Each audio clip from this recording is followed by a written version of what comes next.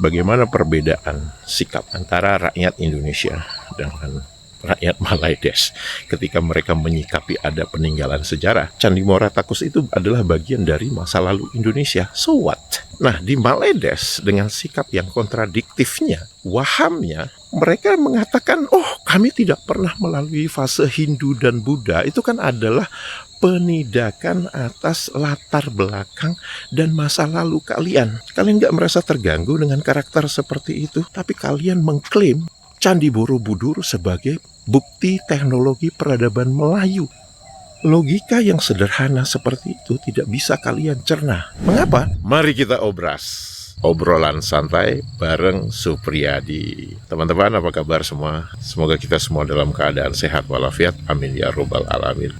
Saat ini saya sedang berada di Kapau, Bukit Tinggi. Jadi sekarang saya sedang menikmati jalan pagi.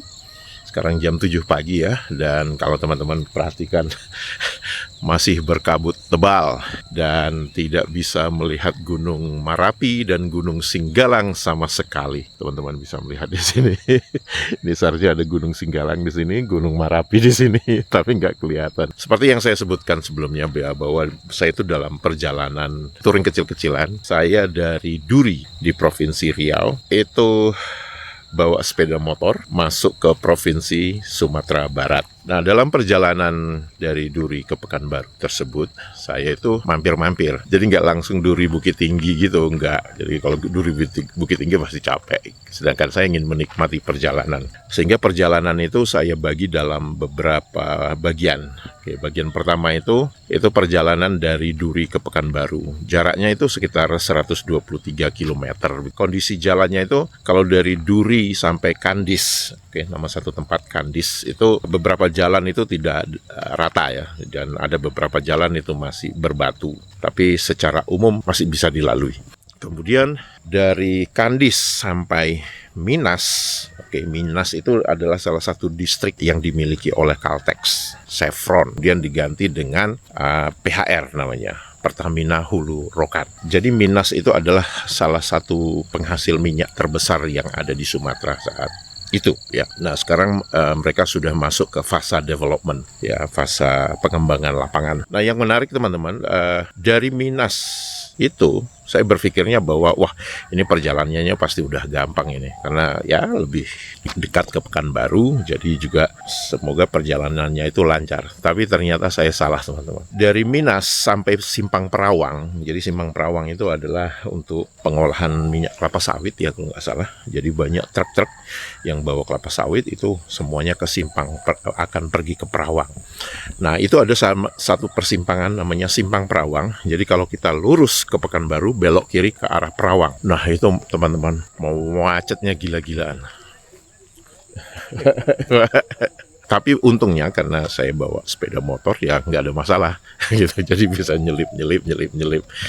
Setelah dari Simpang Perawang itu nggak ada masalah sampai ke Pekanbaru. Nah, di Pekanbaru saya dan istri itu menginap 1 malam karena memang saya ada urusan sedikit di Pekanbaru. Kemudian besok paginya perjalanan dilanjutkan menuju ke Sumatera Barat. Perjalanan menuju ke Sumatera Barat ini saya bagi lagi, jadi tidak langsung sampai ke Bukit Tinggi. Pertama saya mampir ke namanya Candi Muara Takus. Candi Muara Takus ini mempunyai nilai spesial di hati saya. Mengapa? Karena waktu saya SD kelas 6 gitu ya, itu ada namanya studi tour ke Candi Muara Takus. Saya ikutan rombongan studi tour itu. Tapi ternyata teman-teman, saya dan rombongan tidak pernah sampai ke Candi Muara Takus. Penyebabnya jalan terputus disebabkan banjir. Dan memang di daerah yang namanya Kampar itu memang sering banjir ya, seingat saya. Dan yang membuat banjir itu adalah Sungai Kampar. Nah, untuk warganet Malaides, kalian jangan kegeeran. Kalau kalian berpikir Kampar itu ada di negara kalian, enggak. Kampar itu ada di Riau juga. Nah, mana yang lebih tua? Ya lebih tua Indonesia dong. Masa kalian mau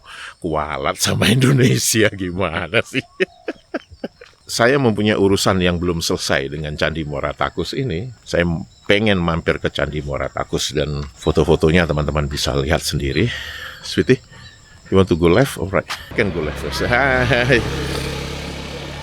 Apa yang menarik dari Candi Muara Takus ini ya teman-teman?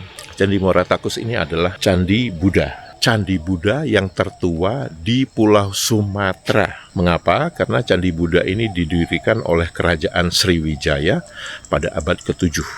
Ya mungkin beda-beda tipis ya dengan Borobudur. Kita kan tahu ya Borobudur kalau nggak salah abad ke-7 juga ya, abad ke-7 atau abad ke-8, saya nggak ingat ya kalau Borobudur itu. Apa yang membuat berbeda ya antara Candi Muara Takus ini dengan kebanyakan candi-candi yang ada di Jawa? Kalau candi-candi di Jawa, batuan penyusunnya ya itu adalah batu andesit. Sedangkan candi-candi di Sumatera itu batuannya adalah batu pasir, batu bata merah.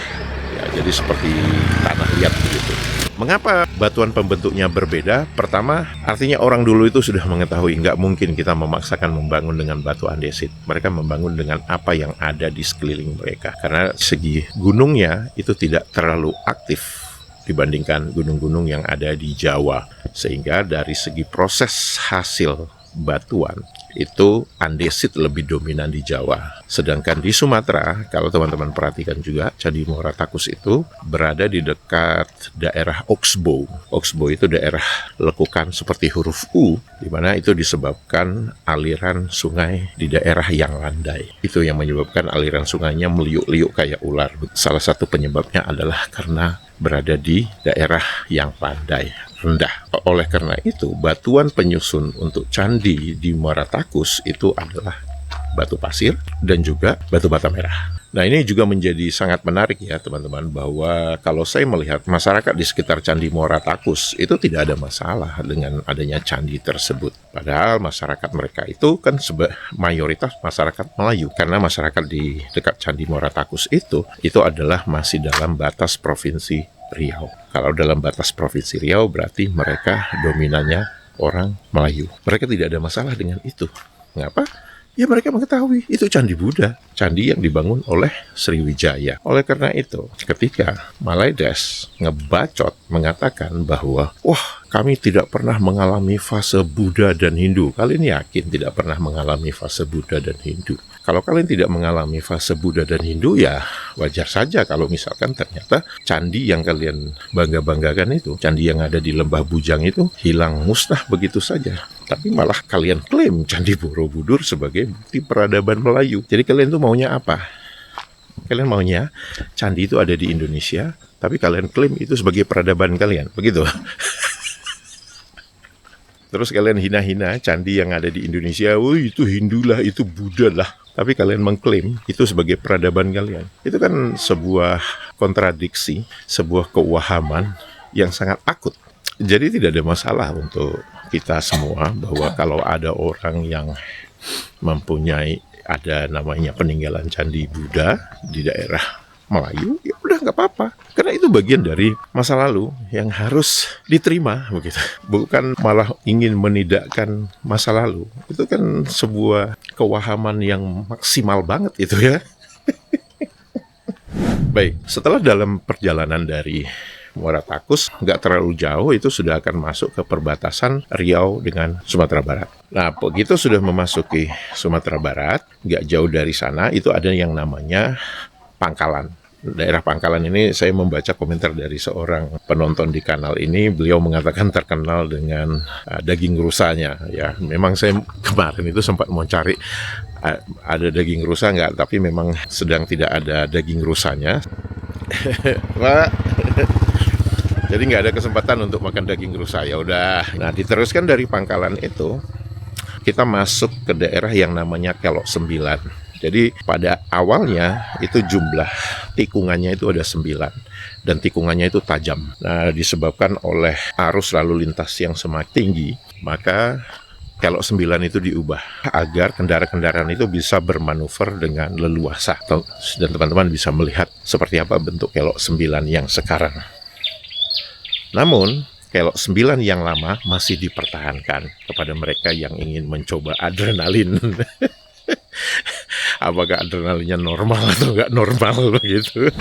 Nah, setelah melewati Kelok 9 ya teman-teman, itu nggak jauh dari Kelok 9 itu ada yang namanya Lembah Harau. Lembah Harau itu salah satu geopark terkenal yang ada di Indonesia.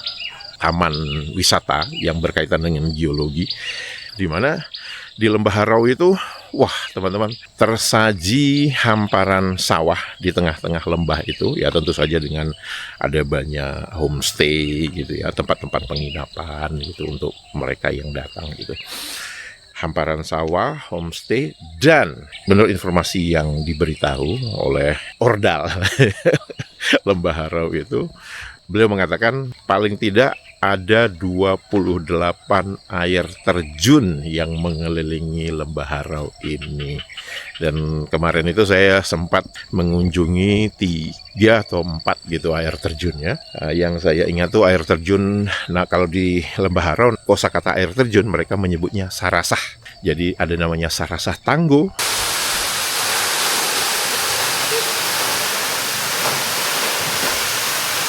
kemudian Sarasah Ayaluluh, kemudian ada namanya Sarasah Bunta, kemudian ada namanya Sarasah Lembah Harau. Sarasah Lembah Harau adalah air terjun yang tertua yang pernah ditemukan oleh Belanda saat itu. Jadi menurut saya Lembah Harau itu banyak tempat yang menarik kalau kita misalkan mempunyai latar belakang geografi atau geologis itu sendiri. Atau bahkan kalau kita berbicara tentang sejarah. Karena kalau kita mengikuti sampai tepian dari Lembah Harau itu sendiri berarti udah menaik ke atas gitu ya. Itu ada ditemukan beberapa menhir. Kita mengetahui ya teman-teman, menhir itu adalah ya kayak Stonehenge yang ada di Inggris sana.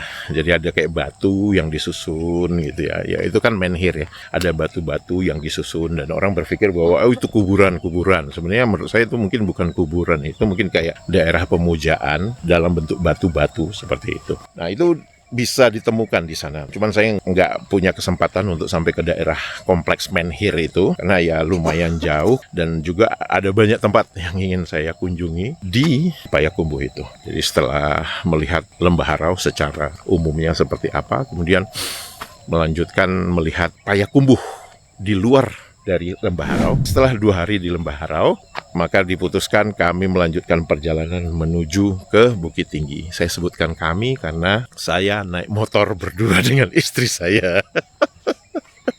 Nah, sekarang saya sudah sampai di Kapau. Ya, seperti teman-teman lihat. Kapau itu terkenal dengan produksi beras dan juga nasinya yang disebut nasi Kapau. Dan teman-teman bisa melihat ya suasananya masih dalam berkabut, jadi nggak bisa melihat Gunung Marapi dan Singgalang. Nah, udah sekarang saya yang putuskan untuk kita bercerita. Nah, kalau kita melihat ya bagaimana perbedaan sikap antara rakyat Indonesia dengan rakyat Malaides ketika mereka menyikapi ada peninggalan sejarah. Rakyat Indonesia itu secara jantan mengakui bahwa ya, Candi Muara Takus itu adalah bagian dari masa lalu Indonesia. So what? Indonesia tidak malu mengakui bahwa kita memang mempunyai irisan atau sejarah Hindu, Buddha di Indonesia. Itu bukan sesuatu yang aib untuk kita, Indonesia, mengakui bahwa iya, zaman dulu orang-orang nenek moyang kita itu bukan Islam. Ada Hindu, ada Buddha.